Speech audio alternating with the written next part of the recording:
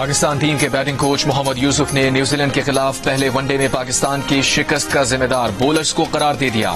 सहाफी के सवाल पर सलमान आगा और इरफान न्याजी का नाम लिए बगैर कहा, दोनों बोलर्स महंगे साबित हुए।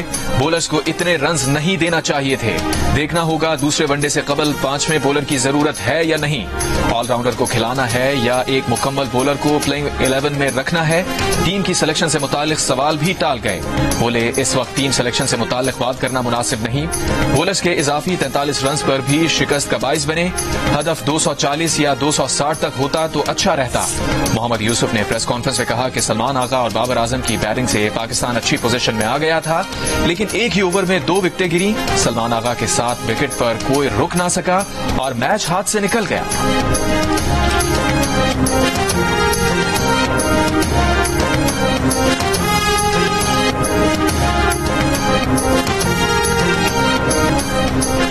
फॉर्मेट बदला, मैदान बदला, लेकिन नतीजा ना बदला। T20 सीरीज जीतने वाली न्यूजीलैंड टीम ने पहले वनडे मैच में भी पाकिस्तान को 73 रन से शिकस्त दे दी। 345 रन हदफ के ताकू में पाकिस्तान की पूरी टीम 45वें ओवर्स में 271 रन बनाकर ऑल आउट हो गई। बाबर आजम 78 रन बनाकर टॉप स्कोरर रहे। सलमान अली आगा ने 58 रन बनाए। 3 खिलाड़ियों ने 1-1 रन बनाया, जबकि 2 खिलाड़ी 0 पर आउट हुए। नेथन स्मिथ ने 4 विकेटें हासिल की। कीवी टीम के मार्क चैपमैन के 132 रन और मोहम्मद अब्बास ने डेब्यू पर तेज तरीन सेंचुरी बनाई। शिकस्त के बाद मोहम्मद रिजवान का कहना था कि इनिंग का आगाज अच्छे अंदाज में किया। शुरू में पिच ने अच्छा बर्ताव नहीं किया, बैटिंग में मुश्किल हो रही थी। 3 से 4 ओवर्स में मोमेंटम बदल दिया।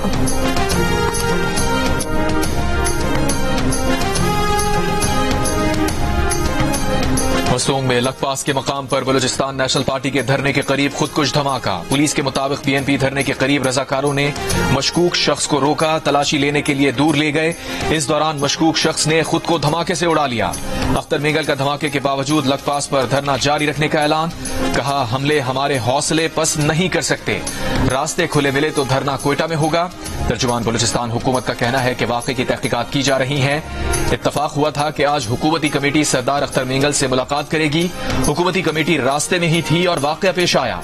अख्तर मेंगल की जमात से बातचीत जारी है, बेहतर रास्ता निकलेगा।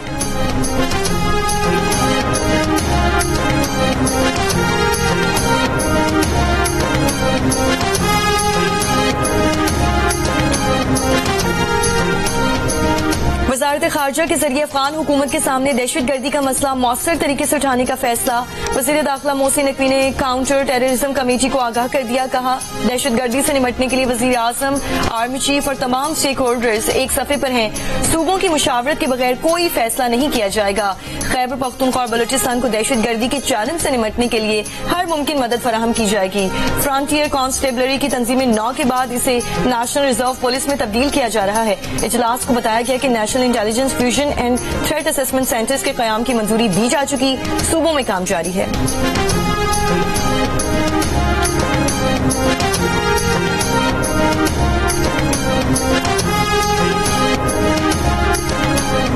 एक मीटिंग होती है जो हमें पता नहीं, सिंध हुकूमत को पता नहीं था। सदर जरदारी, आप सबको पता है कि उनका काफी कीन इंटरेस्ट है इरिगेशन के ऊपर। आप लोग इससे भी जब मिलते होंगे बात करते हैं, उसके अंदर उन्हें कहा गया कि जी हम पानी बचाएंगे और फिर हम यह बात करेंगे। तो सदर जरदारी ने उन्हें इस हवाले से कहा, अगर अच्छी चीज है तो सूबों को फंडिंग देनी चाहिए, वफाक को भी फंडिंग देनी चाहिए। बड़ी क्लियर बात है, मिनट्स गलत रिकॉर्ड हुए। उन लोगों ने इसको एक बहाना बनाया कि जी सदर के पास मीटिंग हो गई और उन्होंने अप्रूव कर दिया। इसकी लीगल कॉन्स्टिट्यूशनल वैल्यू कुछ भी नहीं है। प्रेसिडेंट ऑफ पाकिस्तान, जैसे मैंने कहा, does not have authority to approve any project. सदर जरदारी ने चोलिस्तान कैनाल की मंजूरी नहीं दी। सदर के पास किसी मंसूबे की मंजूरी का कोई आईनी इख्तियार नहीं। सदर से मीटिंग का बहाना बनाकर कहा गया कि मंसूबे की मंजूरी हुई। वजीर आला सिंध मुराद अली शाह की कराची में सीनियर सहाफियों से गुफ्तगू। कहा, सदर मुमलिकत से मीटिंग में इजाफी जमीन आबाद करने का कहा गया। सदर जरदारी ने कहा कि अगर सूबों को एतराज नहीं तो करें, ये मामला हमारे कंट्रोल में है, हम कैनाल्स नहीं बनाने देंगे। पीपल्स पार्टी के पास ताकत है, पीपल्स पार्टी की हिमायत के बगैर विफाकी हुकूमत नहीं चल सकती। कैनाल्स का मामला सिंध के लिए जीने मरने का मसला है। प्रोपागेंडा किया गया कि सिंध हुकूमत इसमें मुलविस है। हमने सिंध असेंबली से भी इन कैनाल्स के खिलाफ करारदाद मंजूर की। ये मामला एक्निक में मौजूद है, वहां भी इसकी सख्त मुखालफत करेंगे।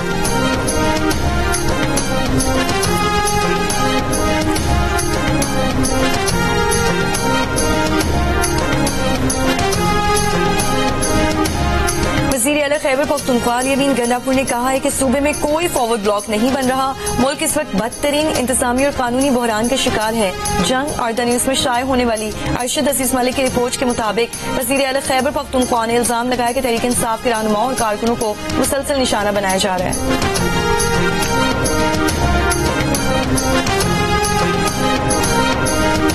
कराची में कुरंगी क्रॉसिंग के करीब गहरी खुदाई के दौरान आग कैसे लगी? गैस का जखीरा है तो कौन सी गैस का है? आग बुझाने के लिए क्या हिकमत अमली इख्तियार की जाए? अब तक तय न हो सका। रात से लगी आग पर काबू नहीं पाया जा सका। शदीद तपिश के बायस फायर ब्रिगेड को मुश्किलात। चीफ फायर ऑफिसर का कहना है कि पानी का छिड़काव, मिट्टी का और रेत का इस्तेमाल रोक दिया गया है। पानी और रेत समेत मुख्तलिफ नमूने टेस्ट के लिए भेजे हैं, जिससे मालूम होगा कि ये कौन सी गैस है। यहाँ गैस लाइन है या गैस पॉकेट, हतमी तौर पर कुछ नहीं कहा जा सकता। कंस्ट्रक्शन कंपनी का कहना है कि 1200 फीट तक खुदाई बोरिंग के पानी के लिए की गई थी। मिट्टी की टेस्टिंग में गैस मौजूदगी की रिपोर्ट नहीं थी। कमिश्नर कराची का कहना है कि बोरिंग करवाने से मुताल्लिक मालूमात इकट्ठी कर रहे हैं। जिस इदारे ने इतनी गहरी बोरिंग की इजाजत दी उसकी भी तहकीकात करेंगे।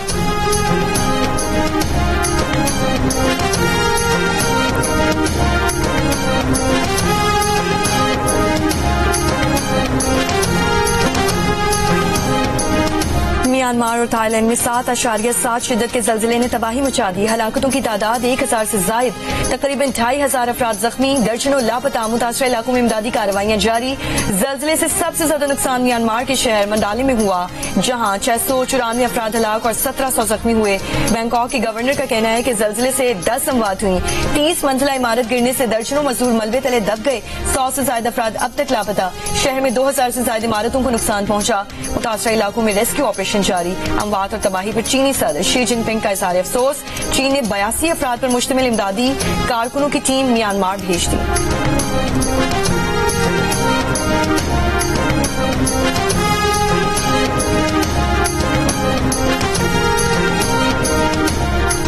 सदर मुमलिकत और वजीर आजम का थाईलैंड और म्यांमार में जल्जले में कीमती जानी नुकसान पर इजहार अफसोस। सदर मुमलिकत ने कहा, दुख की इस घड़ी में थाईलैंड और म्यांमार के अवाम और जल्जला मुतासरीन के साथ हैं। वजीर आजम शहबाज शरीफ का जल्जला मुतासरीन से इजहार यकजहती। कहा, पाकिस्तान इस मुश्किल वक्त में म्यांमार और थाईलैंड के अवाम के साथ खड़ा है। म्यांमार और थाईलैंड में जल्जले के बाद पाकिस्तानी शहरियों की मदद के लिए सफारत खाने अलर्ट। वजारत खारजा में क्राइसिस मैनेजमेंट यूनिट फाल। पाकिस्तानी शहरियों की हंगामी मदद के लिए वजारत खारजा ने नंबर्स जारी कर दिए।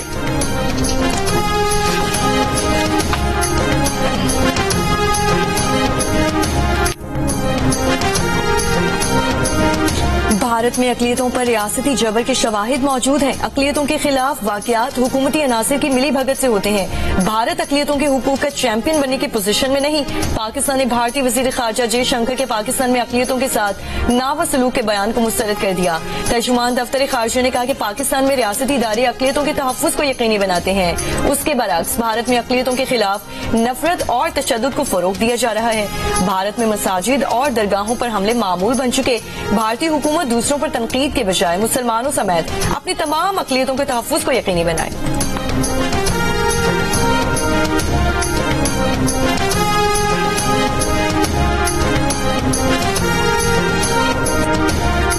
वजीर आजम शहबाज शरीफ का अमीर कतर से टेलीफोनिक राबता। ईद उल फितर की मुबारकबाद दी। वजीर आजम का दोनों ममालिक के करीबी और देरीना बरादराना ताल्लुकात पर इजहार इत्मीनान। सियासी, इख्तिसादी और सकाफती समेत तमाम शोबों में दोतरफा ताउन को मजीद फरोग देने के अज़म का आदा। वजीर आजम ने गजा में अमन के क़याम के लिए अमीर कतर के सरगर्म किरदार और खुसूसी कोशिशों की तारीफ की। ईद की तैयारियों का आखिरी मरहला। मैचिंग ज्वेलरी, चूड़ियों और जूतों की दुकानों पर रश बढ़ गया। झुमके, नित नए डिजाइन वाली चूड़ियां और फेरी हील्स खवातीन की पसंद बन गई। बच्चे भी चश्मे और घड़ियों और दीगर अशिया की खरीदारी में मसरूफ। कराची और लाहौर के बाजारों में रात में दिन का समा। मुल्तान, रहीम यार खान के बाजारों में भी गहमा गहमी। चमन में नौजवानों की जरदारी टोपी की खरीदारी।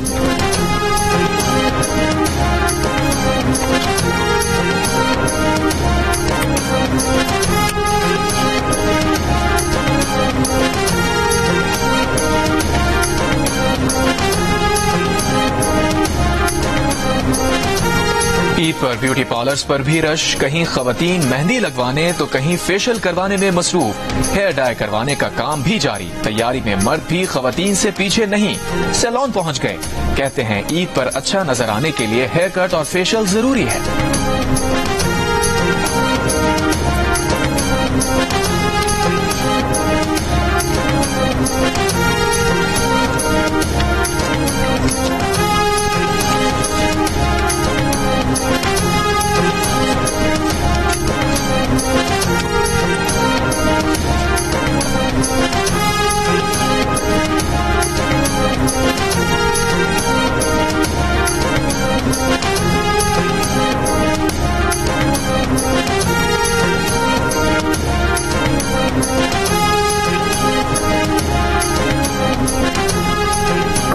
ईद स्पेशल ट्रेन पेशावर के लिए रवाना। कल शाम पेशावर पहुंचेगी। 9 बोगियों पर मुश्तमिल ट्रेन में 300 मुसाफिर सवार हैं। रेलवे हुक्काम के मुताबिक ईद स्पेशल ट्रेन की हिफाजत के लिए सिक्योरिटी के भी सख्त इंतजाम किए गए हैं। कोयटा से कराची के लिए बोलान मेल को 31 मार्च से रोजाना चलाया जाएगा। वज़ीर आला पंजाब मरियम नवाज का ईद पर ज्यादा किराया वसूल पर क्रैकडाउन का हुक्म। मुकर्ररा किरायों पर अमल दरामद यकीनी बनाने के लिए इक़दाम की हिदायत। मरियम नवाज ने कहा, गरीब मुसाफिरों के इस्तेहसाल की इजाजत नहीं दी जाएगी। जायद किराया वसूल करने वालों के खिलाफ फौरी कानूनी कार्रवाई की जाए। सूबाई वज़ीर ट्रांसपोर्ट बिलाल अकबर का कहना है कि मुसाफिर जायद किराया वसूल करने वालों की बर वक्त निशानदही करें।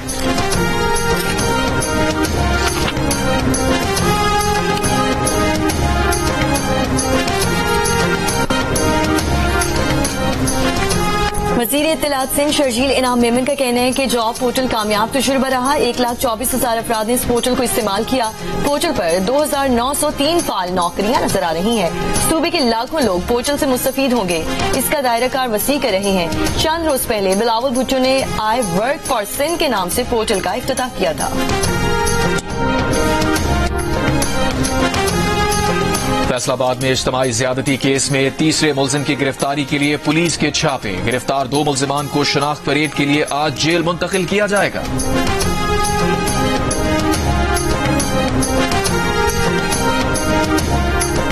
हुकूमत ने पेट्रोल की कीमत में 1 रुपए फी लीटर कमी कर दी। इत्तलाक रात 12 बजे से हो गया। पेट्रोल की कीमत 254 रुपए 63 पैसे फी लीटर हो गई। डीजल और हाई स्पीड डीजल की कीमत बरकरार रखने का फैसला। दौसा में पंजाब खैबर पख्तूनख्वा सरहदी इलाके में पुलिस चेक पोस्ट पर खारजी दहशतगर्दों का हमला नाकाम बना दिया गया। जवाबी कार्रवाई में 3 दहशतगर्द हलाक, बड़ी तादाद में जख्मी। तर्जुमान पंजाब पुलिस के मुताबिक चौकी लखानी पर 20 से 25 खारजी दहशतगर्दों ने हमला किया। जवाबी कार्रवाई पर दहशतगर्द अपने जूते दीगर सामान छोड़कर भाग निकले।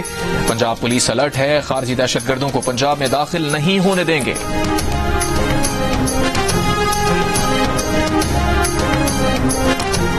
कराची के इलाके लियाकताबाद में कार पुल पर खड़े खराब ट्रक से जा टकराई। पुलिस के मुताबिक हादसे में कार ड्राइवर जाँ बहक हो गया। गेसरी में भी कार की टक्कर से राहगीर खातून जाँ बहक जबकि 2 शदीद जख्मी हो गयी। हादसे के बाद ड्राइवर कार समेत फरार हो गया।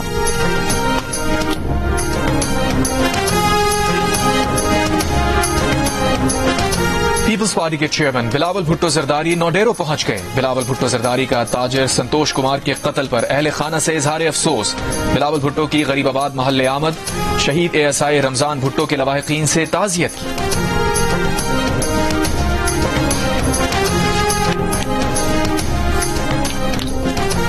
सिंध से ताल्लुक रखने वाले सहाफी अब्दुल खालिक चौहान पर पैका एक्ट के तहत मुकदमा दर्ज। खैरपुर पुलिस के मुताबिक सरकार की मुद्दत में दर्ज मुकदमे में पैका एक्ट की दफात शामिल। दावा किया गया है कि सहाफी ने पुलिस के खिलाफ सोशल मीडिया पर तौहीन आमीज गैर कानूनी मवाद शेयर किया। वज़ीर आज़म के मावन खुसूसी तारिक फातमी का कहना है कि ट्रंप इंतजामिया से पहला आला सतह राबता था। अमरीकी महकमा खारजा और कैपिटल हिल दोनों जगहों से मुस्बत रद्द अमल मिला। अपने हम मनसबों को वज़ीर आज़म की इक़्तिसादी तरक्की, तिजारत और सरमायाकारी को फरोग पर तवज्जो के बारे में आगाह किया। अक़वाम मुत्तहिदा में पाकिस्तान मिशन में प्रेस ब्रीफिंग में तारिक फातमी ने बताया, पाक चीन ताल्लुकात हुकूमतों की तब्दीली और आलमी सतह पर चैलेंजेस के बावजूद हमेशा करीब रही है। चीन के साथ करीबी दोस्ती रखते हुए पाकिस्तान अमरीका के साथ भी अच्छे ताल्लुकात कायम रख सकता है। दहशतगर्दी के पीछे कलअदम TTP और अफगानिस्तान में मौजूद दीगर दहशतगर्द गिरोह हैं। ये तंजीमें इन जदीद हथियारों से लैस हैं जो अमरीकी इनखला के बाद अफगानिस्तान रह गए थे।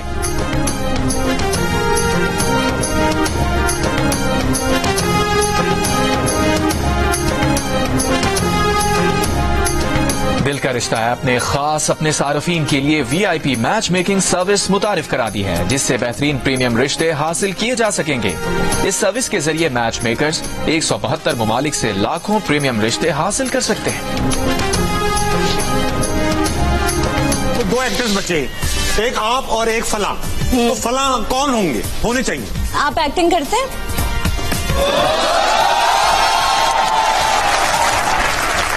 अगला सवाल क्या है भाई? नहीं, मैं तो आपके साथ करना चाहती हूँ। नहीं, मैं तो खुश होके आगे बात ही नहीं कर रहा इस बार। ये चीज तय हो चुकी। मैं चाहती हूँ कि ताबिश हाशमी का डेब्यू मेरे साथ हो। क्या आप चाहते हैं सर?